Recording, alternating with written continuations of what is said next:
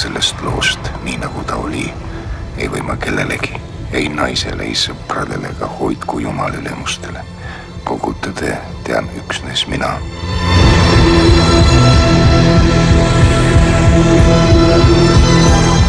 Siin on minu kauge sugulane Prüün. Tema kõrval Olav Anvarafors. Tervist. Proua Mooses, palun saage tuttavaks. Palun.